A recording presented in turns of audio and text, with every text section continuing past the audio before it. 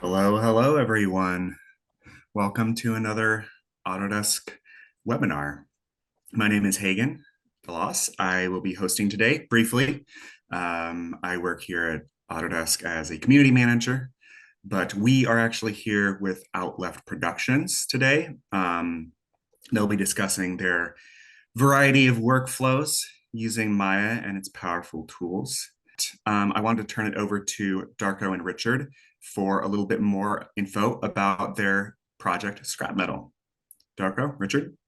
Hey everyone, thanks so much for joining us today, and thanks Hagen for the introduction and everyone at Autodesk for having us on this webinar. So this is about how to build a futuristic city from the ground up in Maya.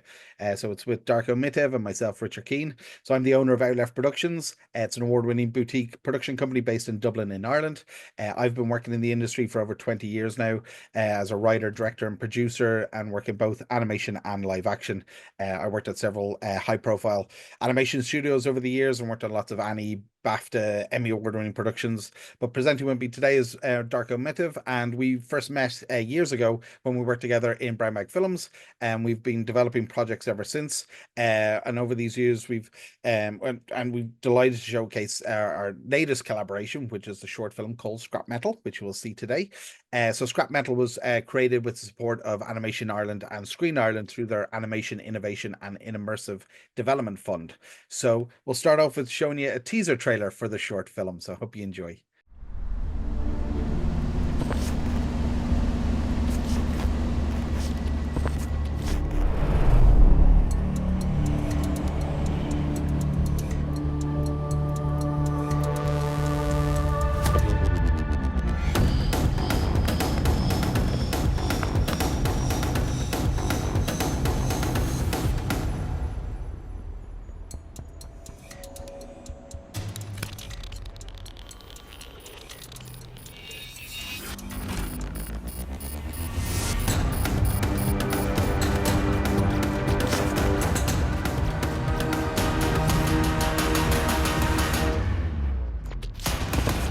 Cool. So hopefully that whetted your appetite and you're excited to hear more. So I'll hand you over to Darko Mitev now, who will tell you more about the project and how it came about.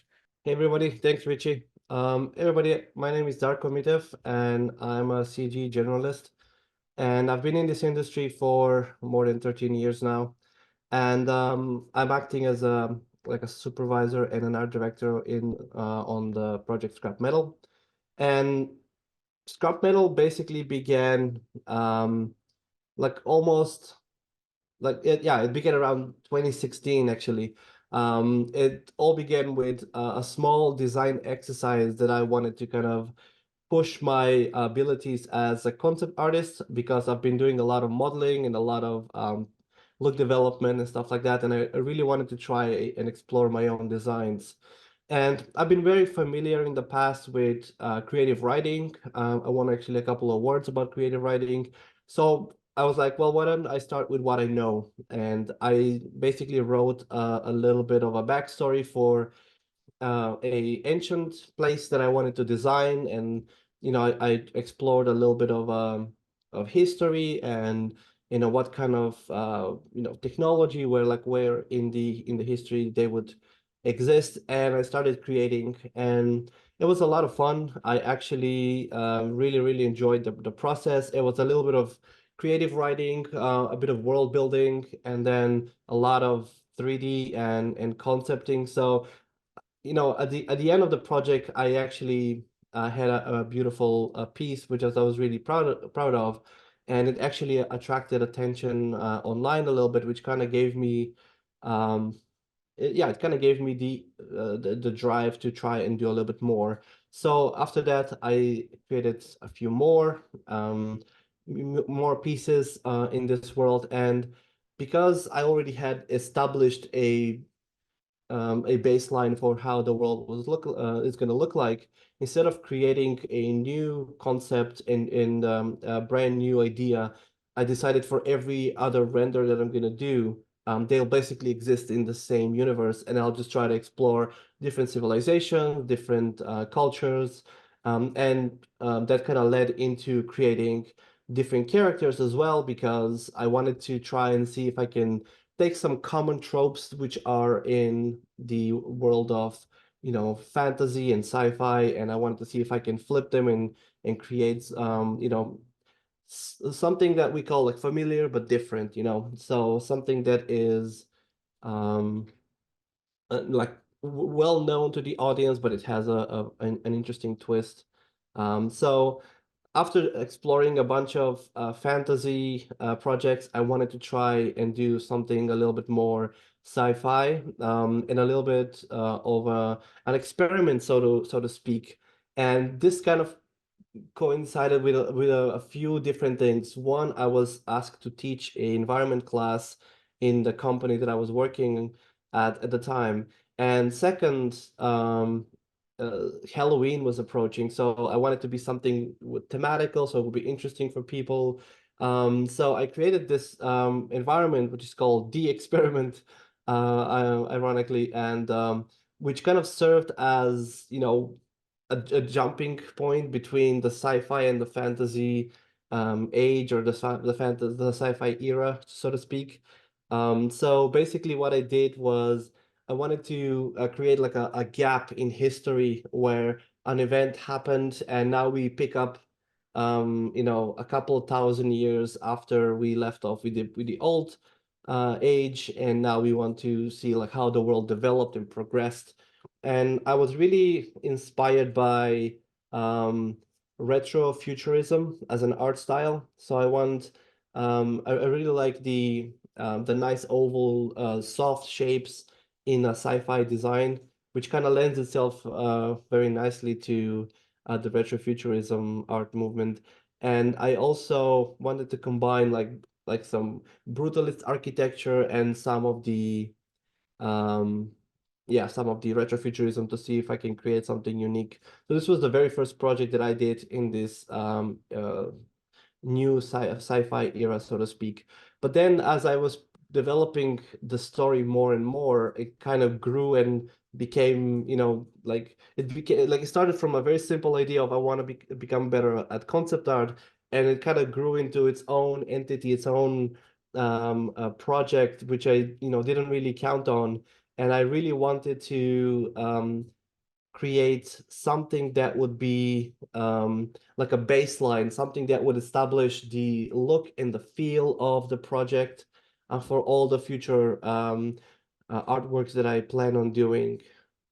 So yeah, so this is basically how the Oris City, as it's internally called in our production, came about. So basically, yeah, this is going to be the baseline, and this is going to be the quality benchmark, the anything basically that is needed to kind of establish what we're going to be doing from here on out.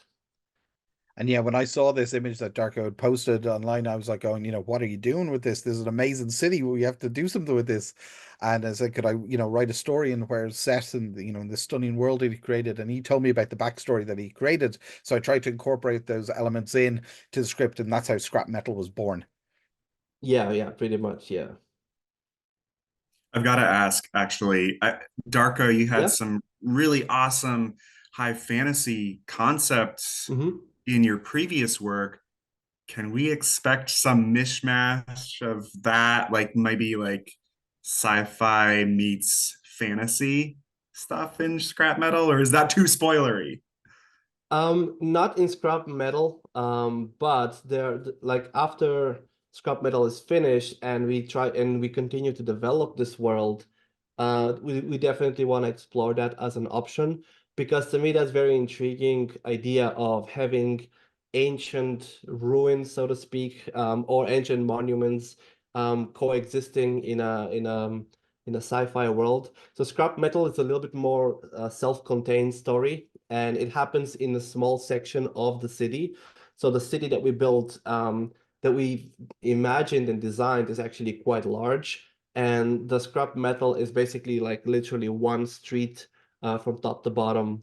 So it's like a vertical slice of how the world might and will look like in the future. But at the moment, yeah, we're focusing only on this thing because such a large scope to try to develop all at once.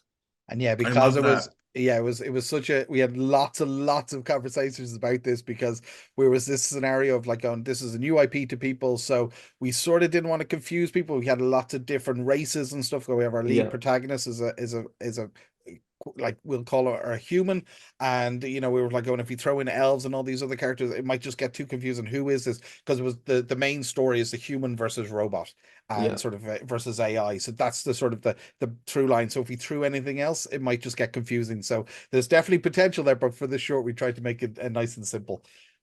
Yeah. Gotcha. I really like that compartmentalized thinking way of thinking to tell a story.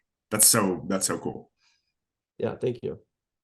So the inspiration for this thing was very simple. So the story, I really wanted to build a city that is multi-level, like that's in the actual story that I wrote, but I wasn't really sure how I wanted to look like, and I was looking for references, and this very interesting reference from Japan kind of popped up on my radar, and the whole thing was that kind of drove me to get the look that I ended up with was the reflection in the water, funny enough, in this image.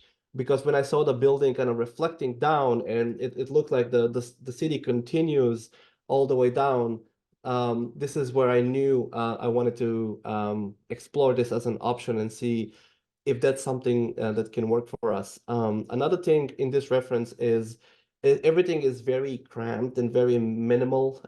You have this uh, the concrete material kind of dominates in this image, which again ties into the brutalist architecture that I wanted to explore for this project. So yeah, this was the main inspiration which we started with. And then from there, we started gathering a whole bunch of references from movies, from real life, from artists that I like their work, and even going down to technical details of like blueprints of windows and doors and elevators and everything in between to kind of like really get my head into the space of I'm designing a city. Everything that I put in there needs to have a purpose. It's not just there to make things look pretty.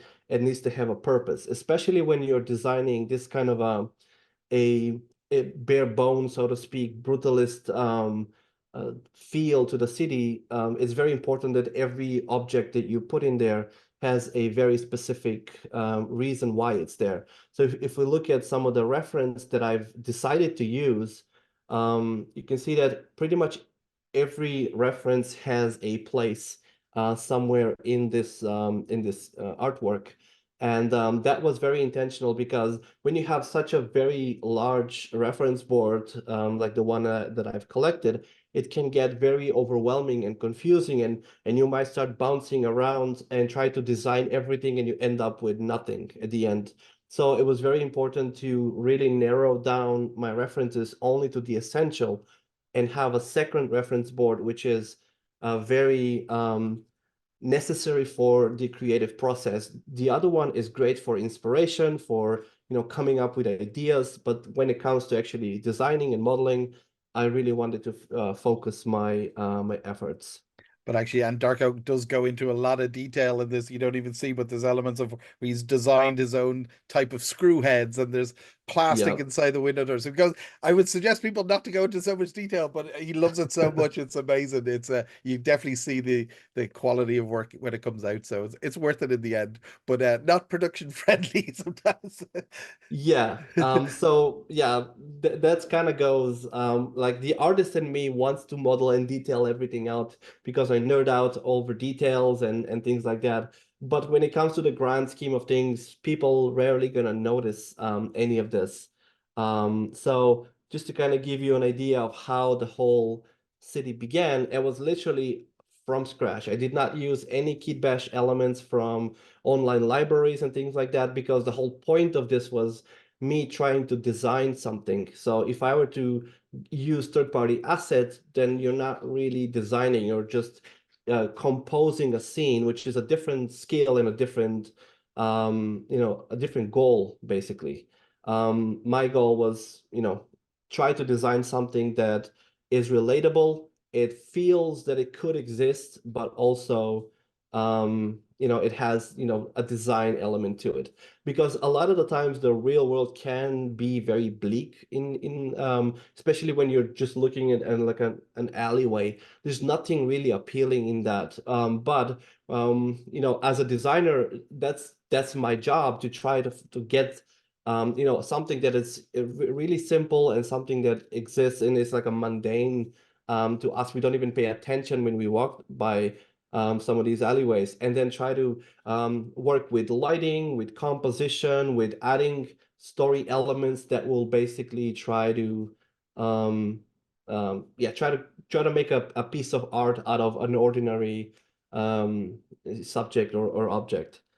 So to kind of speak a little bit about how the blocking was done, as you can see, I'm not really paying attention to making my models feel perfect. The biggest thing for me in this stage is scale and feeling. Does this evokes the wonder that I want in my audience? Is it like is the street wide enough? So it's a little bit more technical. It's a little bit more grounded. And after this stage is complete, I actually go and I start detail out and design and try to think about all of these elements. As you can see, I was following the reference very close at the beginning, and the sidewalk was barely able to fit a human, but I kind of changed my mind a little bit on that, because at the end of the day, this needs to be a functional city. And if you're a citizen of this city living so high up, and you have such a high likelihood of falling down into what I call the undercity, you need to have some kind of safety measures.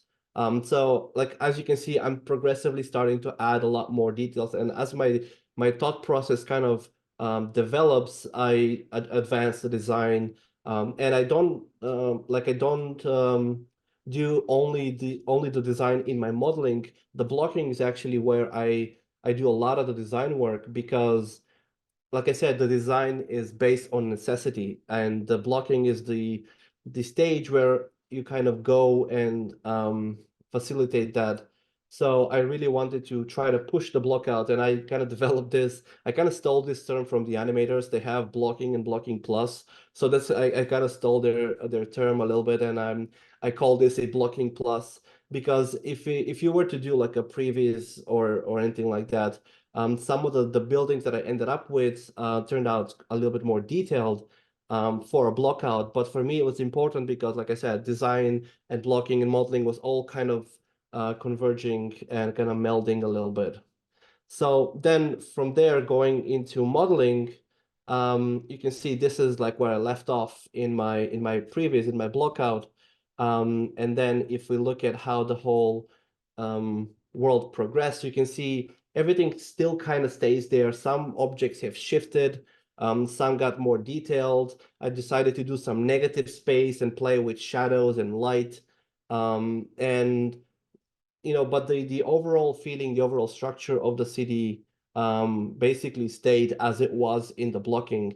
I didn't keep the bridge close because I really wanted to get the feeling of the city going down, and just to kind of feel the scale and the intensity of this whole world. So everything is still there, but it's just like shifted and refined, so it works from this camera point of view. The way I like to think about this is as if it's an establishing shot of a film. So when you see this, my job with this artwork was to basically instantly convey like geographic location, mood, scale, and type of environment, like type of life you could expect in this environment.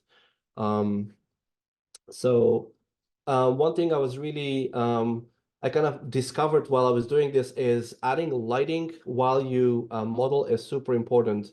And because I was using V-Ray, and this was done with V-Ray 5, in the V-Ray 5 frame buffer, they introduced the compositing tab, where if you set your render layers or your AOVs, you can actually do a simple compositing of your Z depth and kind of superimpose it over your grayscale render to kind of mimic the fog or the mist you're going to see in the final render. And this really helped me like guide and focus my attention to basically how much detail I need in the background, because not everything that you model needs to be to what we call a hero standard. The further the object go from the camera, usually they can get a little bit less detailed and things like that. So this process really helped me kind of guide my modeling and my design. So with that done, it was time to make a plan. So I knew that detailing every single building is going to take forever. So I was like, all right, I need to have basically foreground, midground, and background. Now, in real production, background is usually going to be matte paint unless the camera goes and see that. But because I just love doing everything in 3D, I didn't actually do any matte paint for this. So everything is 3D, but the model goes progressively simple to the point where you go up to the buildings in the far back, and they're almost like a game res. They're not even subdivided. So that's kind of like one of the approaches I took for this. So I've split up the whole city into 12 buildings. I wanted to have certain amount of props. I think we ended up in total with like 50 or 54, something like that, props. And they can vary from a simple wrench to a car to a robot to I kind of put all of them in the same bracket because if they need to be modeled, I consider them props. So if you take a look at some of the buildings, you're going to notice that some buildings don't have the upper floors modeled. And the reason for that is that's not going to be seen from the camera point of view. So the way I designed a lot of these buildings they are modular. And what that means that if I take a single slice of or a single floor, I can replicate that and basically create the look of the building. So the idea was that to optimize my render time, I only duplicate as many floors as I need for my camera to basically work.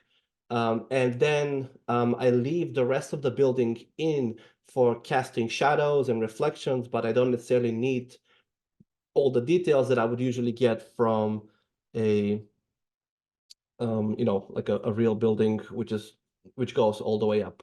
So just to kind of showcase some of the prop work that was done, this guy on the left, the robot, is technically a character, but because he's such a hard surface asset, I kind of considered him into the prop for this project particularly. Then when we moved to the production of the film, he became a character and he received a lot more love and was detailed and all these things. But for the purposes of this image and the concept of the city, he was considered a prop.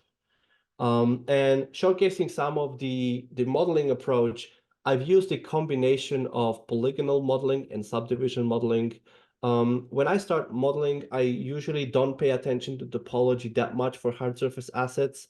I like to get my shapes, my proportions, and the details in, and then I go in and I tweak and I optimize as I need later on. So like I said, I've gathered a bunch of references. So now I'm just importing them as image planes in Maya and just using them as a guide. As you can see, I'm not snapping anything to a specific image plane. I'm not trying to copy any of the real world designs. I'm kind of inspired by them, but I want to put my own twist. I want to, try to design my own air conditioner. Hell, because you start getting into this conversation of like, how does a dumpster or an air conditioner looks like in my world? How does a phone booth look in my world? Do they even have that? What's the technology behind that?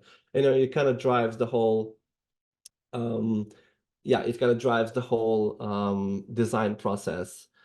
So yeah, just one more like a little process video of how one of the dumpsters was created. And like, yeah, because I had so much backstory already written, this was almost like cheating because I already had so much material to kind of pull from that when it came to designing these, I actually was trying to restrict myself not to put too many details and to create too many versions of a same object because when you start doing that, obviously you'll never finish a project. But yeah, so that was like one of the assets. And again, just reiterating, trying not to model, like I do over model, but as a production rule, try not to over model things that are not going to be seen by the camera, because just it's a waste of resources for your rendering. And And with that, then just to say, when Darko's as the overmodels, the fact that is like he was doing this, this was a personal project, so he wanted to learn stuff. So this is absolutely yeah, fine. So you're happy to do that, and on your own time, 100% do that. Obviously, in production, you're not going to do that. But this was, when I say that, he did all the detail, but that was him learning that stuff. So on your own yeah. time, do that. And this was a great experiment. So he learned out that, and like all the best designers in the world, like he is the element of, you know, what the backstory is of every prop you're doing, what's the functionality of it, what's the purpose of it, and how does it work with characters and all that. So it's a great thing to keep in mind as you're working away. Yeah, definitely. And then, the dreaded process of UVing began. As you all know, it takes a long time to UV, especially these huge assets. Like this one took me about a day, maybe to kind of fully UV and organize everything, making sure the textile density is correct between every UDIM, and then separating the separate UDIMs by material, so I have easier time texturing. And then I use Substance Painter as my package of choice for this. But like you can use literally anything. There's like so many applications today. But just kind of breaking down the process a little bit, usually you start with what the object is made of. In this case, it's a metal, right? So you start with a base metal. What kind of a metal is? Is it steel? Is it titanium? Is it aluminum? Because that kind of um, informs your decisions of like how many dents and how many scratches you're gonna get, because different metals have different softness and react differently to damage and wear. And then layering the different paints and the different weathering, that might be like trying to think like how the rust will collect in what areas, what kind of, like, do we have birds? Are we gonna have bird poop on the buildings? Those things really like sound very mundane, but they really add up to the final look of a building. In this city, it was very moisty kind of environment, so I've added a lot of mold to some of the paint, just to kind of showcase that these buildings have been around for a while, and even they've been repainted over and over again. Some of the mold and the grime is kind of baked into the facade at this point. So that was kind of the overall thought process behind the texturing. Now, the look dev, when you do everything with textures, is super simple. You have your main material, you load up your maps, you connect, and everything just works because you've already calibrated and figured it out in your texturing package of choice. You do the lighting and magic happens. It looks great. Now, the problem with that is when you have so many props and so many objects to do, you quickly realize if it took you 4 months to model everything, it's going to take you another 4 months to texture it. So I wanted to kind of speed this whole process up, and I was like, okay, we need to go procedural, and we need to figure out a quicker way of doing it. So if I bring up Maya now, we can see a graph network of one of the buildings that I created with procedural tools. So I'm just going to quickly make a little bit more room. So if I bring up the render view, this is building 3, if you remember from that breakdown image. So this is how the whole building was textured, and I've already pre-rendered this so we don't have to wait. But basically, we have the very same thing we just saw in Substance Painter, is just laid down with it's laid down in a node-based approach, right? So if you think about the base metal, I even called it base metal, so I'm clear of what I'm doing, right? So I have every map that I'm adding is basically a channel that you would have in Substance Painter. So you have your color, you have your roughness, and you have your normal or your height map. And I'm using tileable textures or noises or anything in between to kind of drive the look of this. And the big thing is I'm using the triplanar node to skip the UV process, because the UV process is something that takes a long time, like I mentioned. So using this triplanar method, it basically projects the texture from 3 sides, and you get basically texture without any UVs.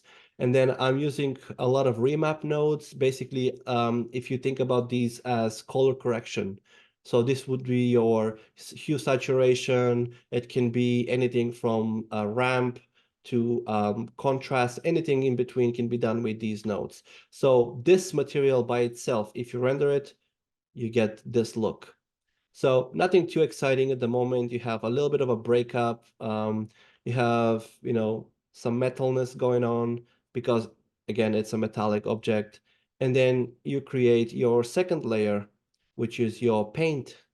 And basically everything working with the same approach. You have all of these textures combined into the base color, and you have a roughness map, and you have just a simple noise going into the bump map.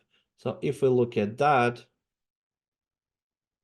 we get something like this. Again, on its own, nothing really special, but once you start combining them, so now I have a mask and a blend layer. So I'm taking those two and I'm combining them.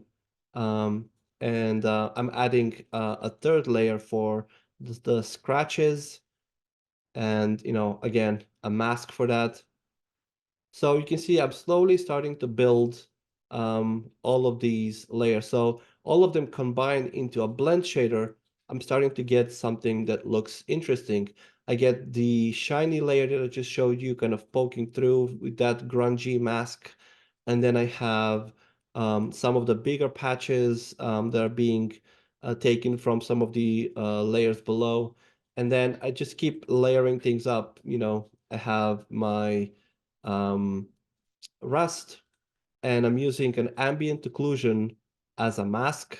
And just to kind of showcase how that works is you have your blend material, which I called it chip metal. And inside of that blend material, you have multiple materials connecting. So if I go to coat materials, you're going to see I have a coat and I have a blending amount. And this blending amount is where you can plug in your mask. So I'm using the ambient occlusion in this case, the V-Ray ambient occlusion, which has a built-in leaking feature. So if I take this and I crank up the leaking features, now I start to get these streaks of rust coming in. And then I just created a bunch of noise, two different noises combining together to create this basically almost like a marble pattern, right? And I'm using another leaking mask to add some wear and some some weathering happening on the building. So if you look at the whole thing combined, all these little steps kind of pile up and they create this appealing looking result at the end. Now, the really good thing about this is once you completed one material, you basically textured all of your buildings, because all I did for the rest of the buildings is duplicate this entire network and change the inputs from metal to brick or to concrete, and then just tweak the parameters. If I don't need a scratch, I just disable that layer. And it's very versatile and very quick way of iterating. And if you play that making of video again, you're gonna see some of the buildings go through multiple iterations until I get to the final result. And that's because it was so quick to basically change. What if it's this metal? No, what if it's that metal? What if it's brick? So I keep iterating until I find something that really works with the composition and the rest of the the world that I'm building. Now, something to kind of mention is I use these 3D projection nodes. So if I bring Maya over, you can see all these projection boxes pretty much everywhere. And this is because those leaking masks that you saw, they don't project using a triplanar. they project using this 3D texture node. And if you do that, you can position these anywhere you want, and you can get leaking in very specific areas, almost as if you've painted them by hand. So that's the very fast nature of iterating in this way. So if we kind of skip through some of these slides because we've demoed them already, then you arrive at the final shading network. Then if you render that, you end up with this. So you can see a lot of detail. It can hold up in close-ups.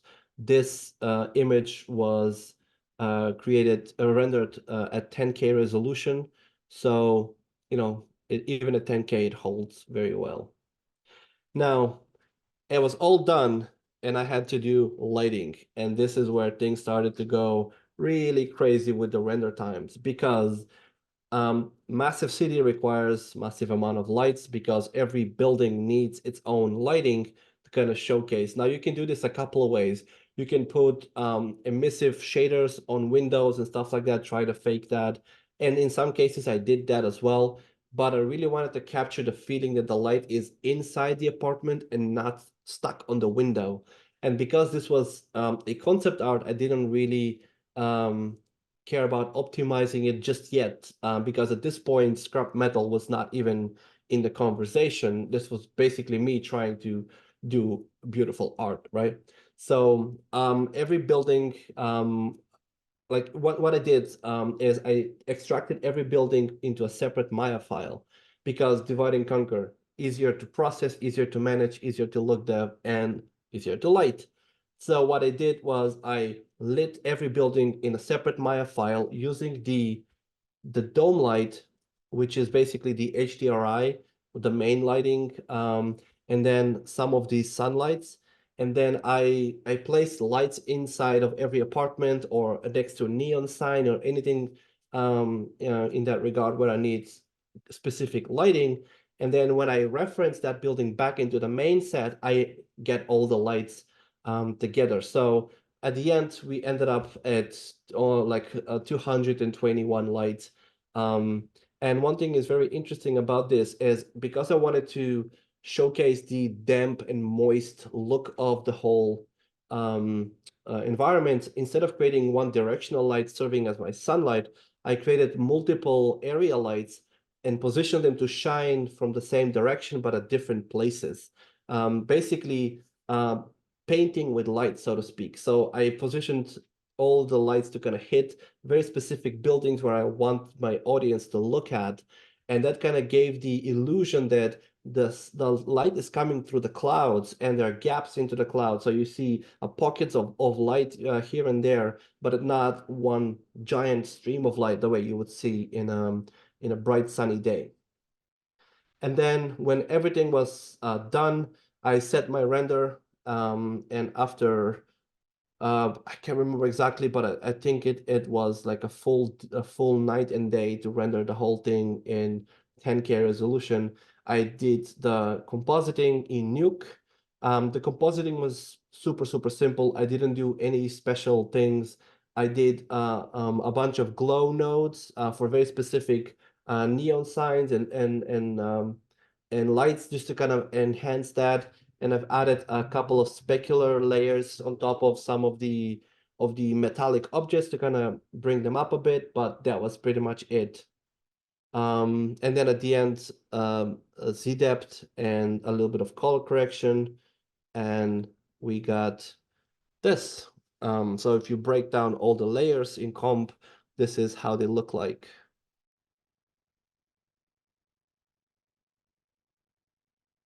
As you can see, layering every pass just adds a little bit more and a little bit more, and the fog really kind of binds everything together, unifies it, and then the final color correction is what makes it stand out. And then we started discussing the short film.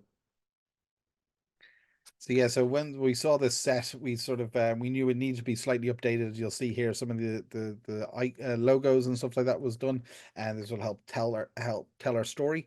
But also for the film, we didn't want to just open on this cool image, though it was awesome, but it was like we need to have a build up to it.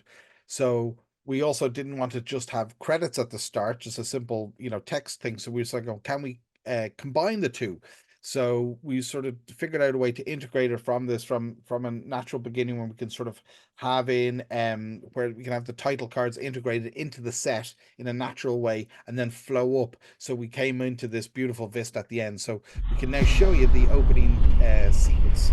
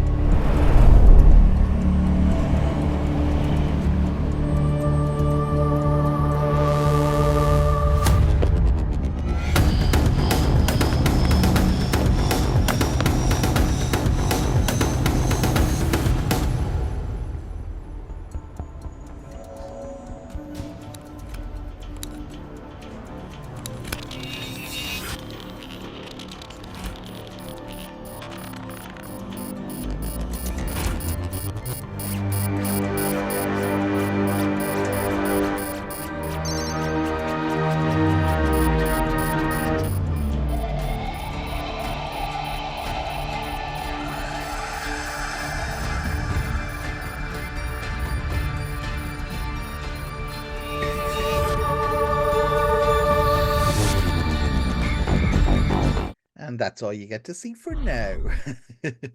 So yeah, so if you want to get your phones out with the QR code, we got some additional material so you can check online. You can see Darker's work, but also we've got some free stuff that we can give away for as a thank you for watching this awesome presentation. We have the robot, one of the robots that you'll see is a sort of background character, so that's for free. It's fully textured and shaded, sort of production ready to go. We also have a kit bash that Darko's created, so props that are reused for this short. So again, click on the link, that's all free, so free to use. We love to see what you come up with using these assets, and please share them with us. And yeah, so thank you so much for your time and really appreciate it. Wow. This is fantastic. And I know I have so many questions, but I don't want to monopolize everybody's time.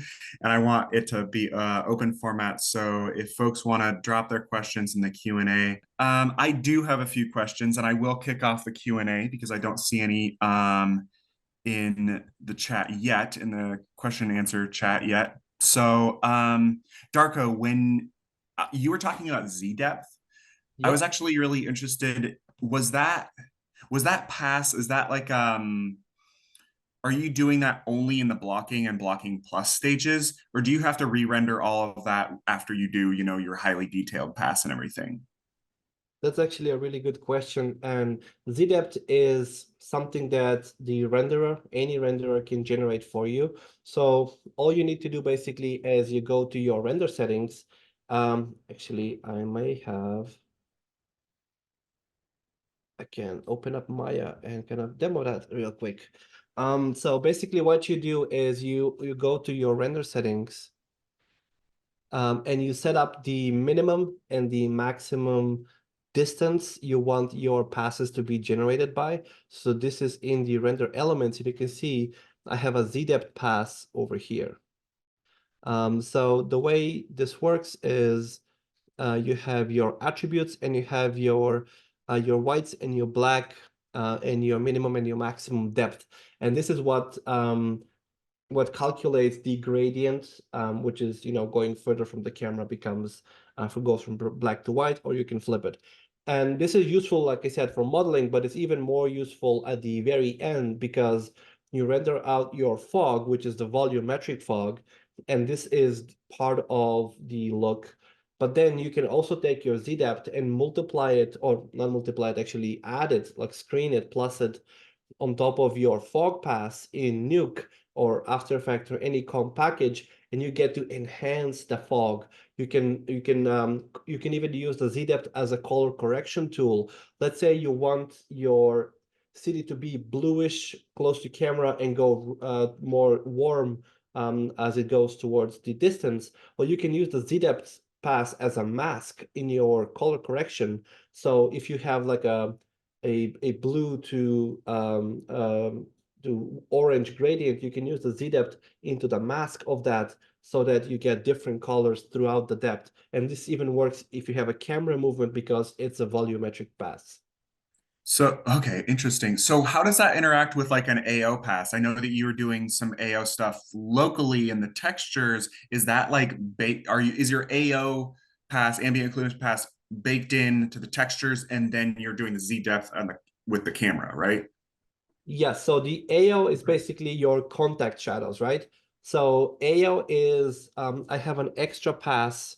I don't know if I have it here, but usually I don't think I have it in this particular pass, but usually what I have is you can add an extra texture and you can call that ambient occlusion, and then that's going to calculate ambient occlusion for the entire scene. And that basically gives you the contact point between two objects, and you kind of layer that in. So that's why we break down the compositing. So what we do is we take all of the passes and we break down the beauty layer to its main components. So I take my color, my diffuse pass, and then I layer my ambient occlusion, which basically kind of gives me a bit more shadow. So I don't have the AO painted, I have it calculated by the render engine. So I multiply that over my diffuse pass, and then I start layering my global illumination, my lighting, all of the reflections and specular. And then at the very end of that, I add my actual volumetric fog and my Z-depth. The Z-depth is basically the very last pass I add in the chain of all the compositing passes that I use, because the Z-depth is basically the atmosphere, and the atmosphere is something that I add at the very end. Okay. Well, we got a couple questions in the chat. So Ayaz is wondering, the production workflow is incredible. Can these workflows be applicable in real-time production? To an extent, yes. What you would do differently is if you look at this building, for example, this is super high density because it's close to camera. It's rendered to be subdivided at render time. So a lot of these assets, for example, they were modeled so that they would work close to camera, and they are specifically made for animation/film production. You can use very similar workflow with your gaming engine of choice. Let's say if you want to do something real time. So you can use Maya in combination with Unreal, for example, and you can model everything and you can export. And you basically need to pay attention to the density of your topology, so you don't over model or you don't add density so that it will run smoothly in virtual production. Now, usually virtual production it's much closer to gaming rather than pre-rendered because it needs to run at least 24 frames a second, oftentimes double than that. And then well, basically what you want is the most optimized models you can possibly have. So same principles do apply. The way we texture it, the way we do that apply, but the procedural nature of shading it using V-Ray, for example, or Arnold or any render engine, that is going to be different. You would have to texture everything separately. So yeah, that's like I said, it kind of applies, but there's some very big differences between the two workflows. Cool. Christian has some kind words. Texturing the buildings, every single one, at adding the lights, insight, and the detailed security features out of the city. It makes it really, really believable and real. And he thinks it's outstanding. I agree. A little bit of trivia for you guys is when we started doing the film, all of this 2.5 kilometer long street had to be retextured and relit with Redshift, because the original render was done with V-Ray, but then for the film we decided to go with Redshift just for speed purposes, and I had to retexture, not retexture, well, technically retexture some of the procedural buildings, but I had to reshade and redo the look development of every single building and prop you see in here. What he also So doesn't say that he also rebuilt all of this in Unreal as well. And yes, actually, yes. That was the but very first test we did. exactly. And that was where part of this development and innovation scheme we were doing, because it was seen, could we do this in Unreal? But actually it wasn't ready for that, particularly because of the materials that we're using, the reflective, the metal nature. So that's why we reverted back to trusty Maya. It was like, okay, this will definitely do. And that's why we said, okay, for the render, then for the production, let's do Redshift and Maya. And that's what made it possible for us to do. Yeah, we technically did the whole set 3 times because we did it A glutton for in punishment. Unreal. So yeah, speaking of patience. I mean, it really pays off. You both have put so much time and effort into this, and it really, really shows. It's a really neat project. We got 2 more questions.